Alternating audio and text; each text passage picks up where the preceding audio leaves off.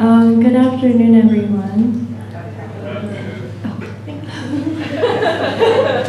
My name is Madeline Lagana, and I'm the fourth of 16 grandchildren. Yeah. When I think of Lolo, I picture him at his home office in Chinquapin, always busy typing away.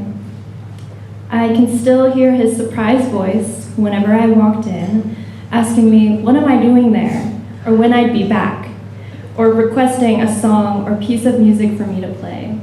For all his grandkids, he was a caretaker. He picked us up from King of Kings kindergarten, drove us home in his Isuzu rodeo. He used to call me Baby Bucket because I was so affectionate, I just kept saying, I love you, and wanted to be hugged by everyone. I cherished every moment with him and being in his presence. And before we sing our two songs, I have a little bit of a speech, so I'll be talking about some things that me and the grandkids loved about Lolo. Lolo meticulously documented life. With his old Canon camera, he captured every moment, always telling us grandkids to turn around, not wanting to miss a single memory.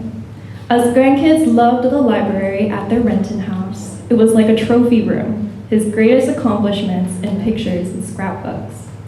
He was the smartest old person I knew, constantly solving crossword puzzles and reading the Reader's Digest. And my favorite memories are of him cheering for himself when he got the answers right on Jeopardy. Lolo valued education deeply and kept up with every detail of our schooling.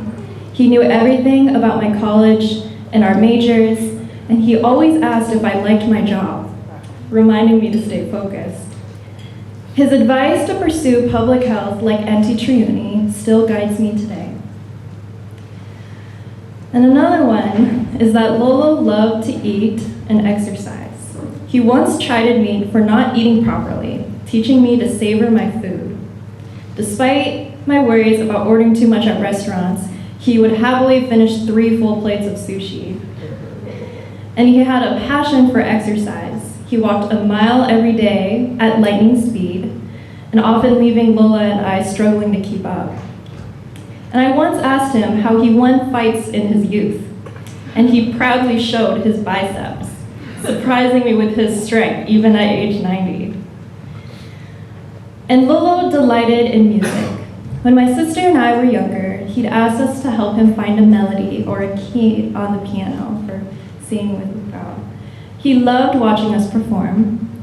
Sometimes I'd hesitate to visit their Renton house because it meant playing and singing at least 5 songs. He would sit next to the piano with printed music ready for us before we get there. And despite my struggles with the pieces, he would enthusiastically jump ahead and we'd work on the music together. I loved being useful to Lolo, singing with him, and hearing his deep, powerful voice fill the room. Lolo was a master storyteller. As children, he amused my sister and I with tales, like when he convinced us that his eye had rolled away under some tables during surgery. And as we grew older, he shared real stories about his rambunctious childhood, his affinity for trouble, and his experiences growing up during the war and Japanese occupation. He told us about his engagement to Lola and his siblings. His stories gave us a new dimension of life. It gave us a deeper understanding of his life beyond just being our grandparent. In his biography, Lolo expressed his hope that his children and grandchildren would know the fear of God as he lived his life with this belief. In his final days, Uncle Darius read a lot of Psalms with him. And so I'd just like to close with Psalms 23, a psalm of David that brought him comfort and peace.